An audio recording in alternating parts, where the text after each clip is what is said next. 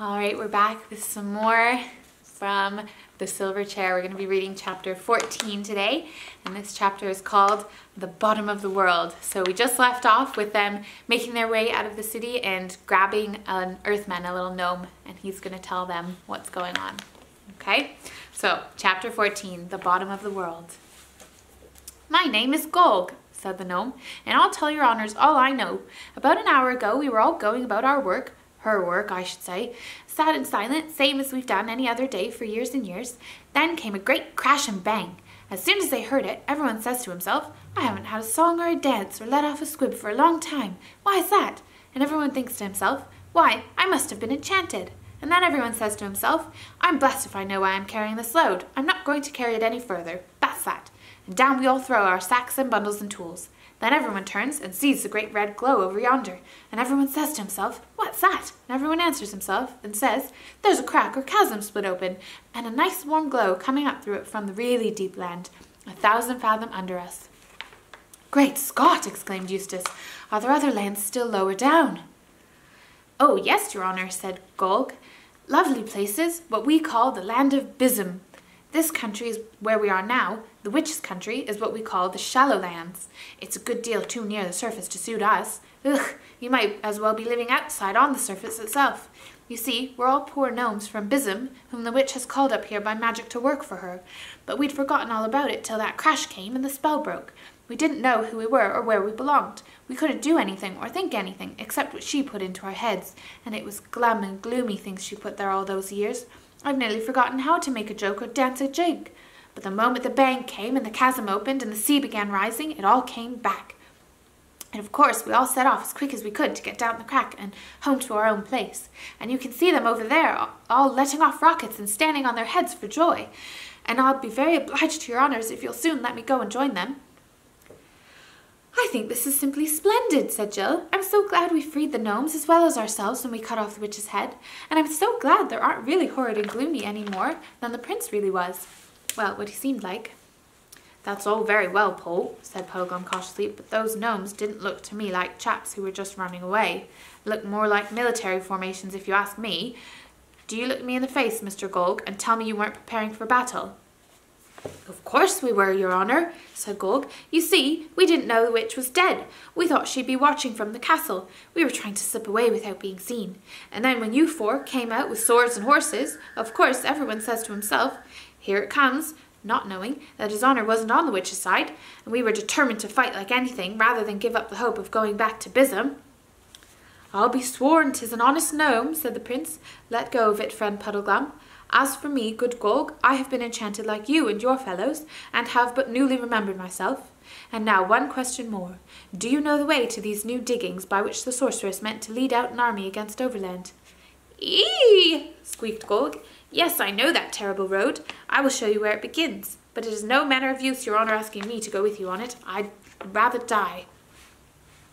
"Why?" asked Eustace anxiously. "What's so dreadful about it?" "Too near the top, the outside," said Golg, shuddering. "That was the worst thing the witch did to us. We were going to be led out into the open, into the outside of the world. They say there's no roof at all there, only a horrible great emptiness called the sky. And the diggings have gone so far that a few strokes of the pick would bring you out to it. I wouldn't dare go near them." "Hurrah! Now you're talking!" cried Eustace, and Jill said, "But it's not horrid at all up there. We like it. We live there."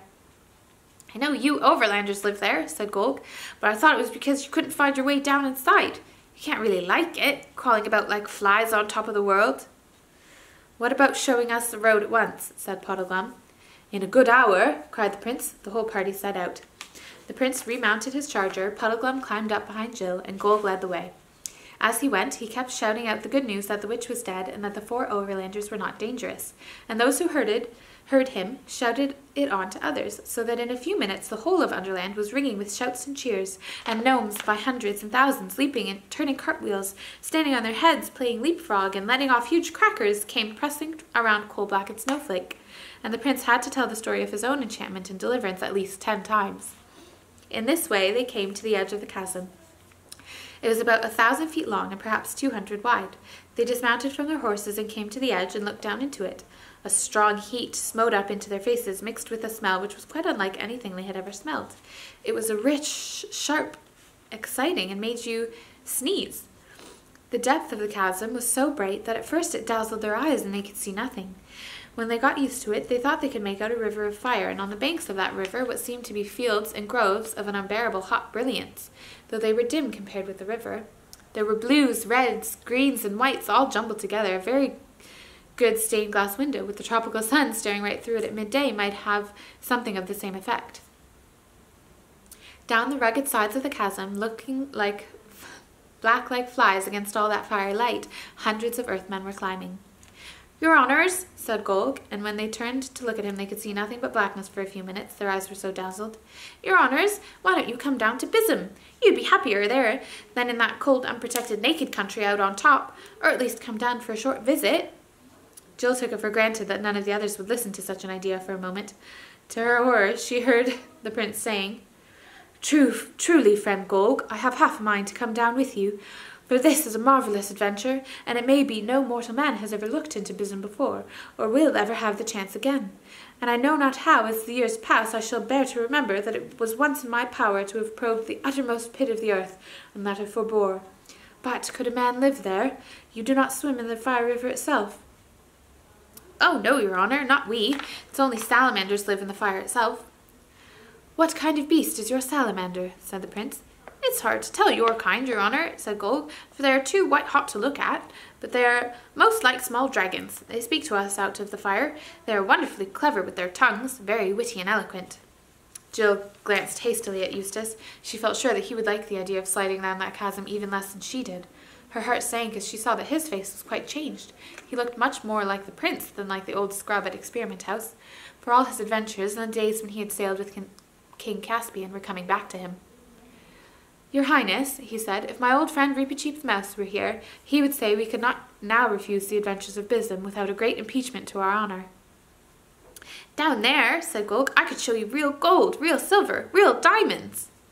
"Bosh!" said Jill rudely, "as if we didn't know that we're below the deepest mines even here." "Yes," said Golg, "I have heard of those little scratches in the crust that you top dwellers call mines.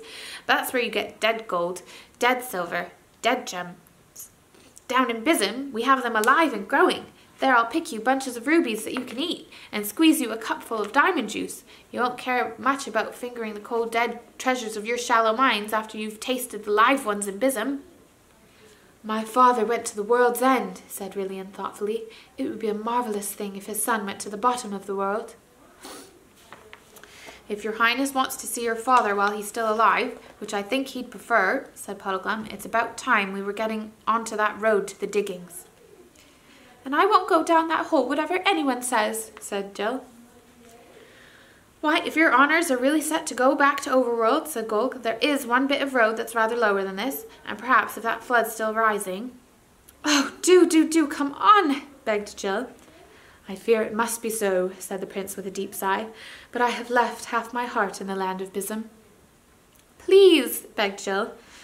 "Where is the road?" asked Puddleglum. "There are lamps all the way," said Golg. "Your honour can see the beginning of the road on the far side of the chasm." "How long will those lamps burn for?" asked Puddleglum.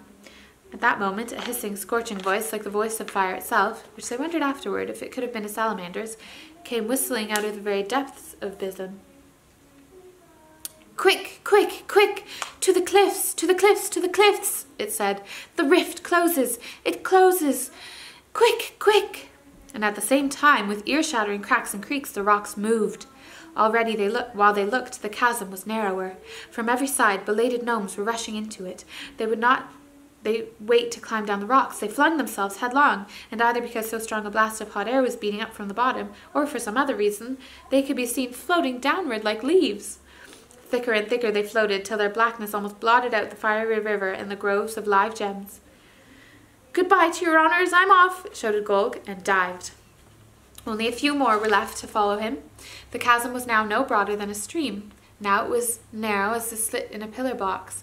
Now it was only an intensely bright thread. Then, with a shock like 1,000 goods trains crashing into 1,000 pairs of buffers, the lips of rocks closed. The hot, maddening smell vanished. The travellers were alone in an underworld which now looked far blacker than before. Pale, dim and dreary, the lamps marked the direction of the road. Now, said Puddleglum, it's 10 to 1. We've already stayed too long, but we may as well make a try. Those lamps will go out in 5 minutes, I shouldn't wonder. They urged the horses to a canter and thundered along the dusty road in fine style, but almost at once it began going downhill. They would have thought Gog had sent them the wrong way if they had not seen on the other side of the valley the lamps going on and upward as far as the eye could reach. But at the bottom of the valley the lamps shone on moving water. "Haste!" cried the prince. They galloped down the slope. It would have been nasty enough at the bottom even 5 minutes later, for the tide was running up the valley like a mill race, and if it had come to swimming the horses could hardly have won over.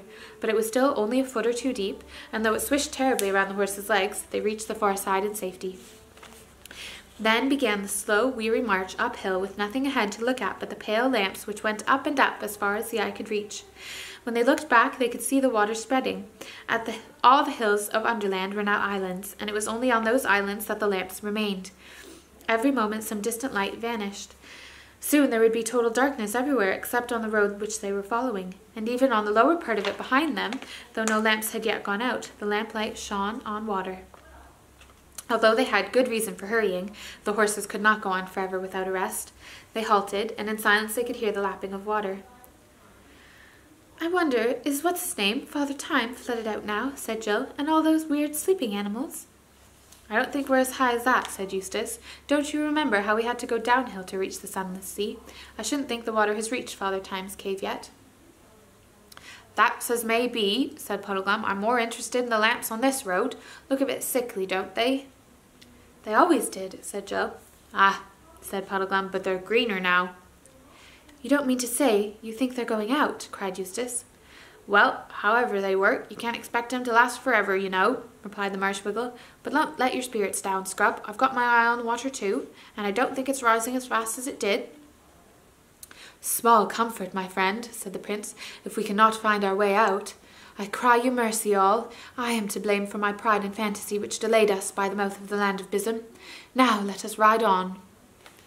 During the hour or so that followed, Jill sometimes thought that Puddleglum was right about the lamps, and sometimes thought it was only her imagination. Meanwhile, the land was changing. The roof of Overland was so near that even by that dull light they could now see it quite distinctly, and the great rugged walls of Underland could be seen drawing closer on each side. The road, in fact, was leading them up into a steep tunnel. They began to pass picks and shovels and barrows and other signs that the diggers had recently been at work. If only one could be sure of getting out, this was all very cheering. But the thought of going into a hole that would get narrower and narrower and harder to turn back in was very unpleasant. At last the roof was so low that Puddleglum and the prince knocked their heads against it.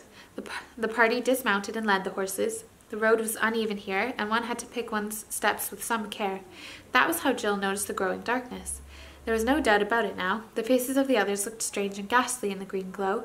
Then all at once, she couldn't help it, Jill gave a little scream. One light, the next one ahead, went out altogether. The one behind them did the same. Then they were in absolute darkness. "Courage, friends," came Prince Brilliant's voice. "Whether we live or die, Aslan will be our good lord." "That's right, sir," said Puddleglum's voice, "and you must always remember there's one good thing about being trapped down here. It'll save funeral expenses." Jill held her tongue. If you don't want other people to know how frightened you are, this is always a wise thing to do. It's your voice that gives you away. "We might as well go on as stand here," said Eustace, and when she heard the tremble in his voice, Jill knew how wise she'd been not to trust her own.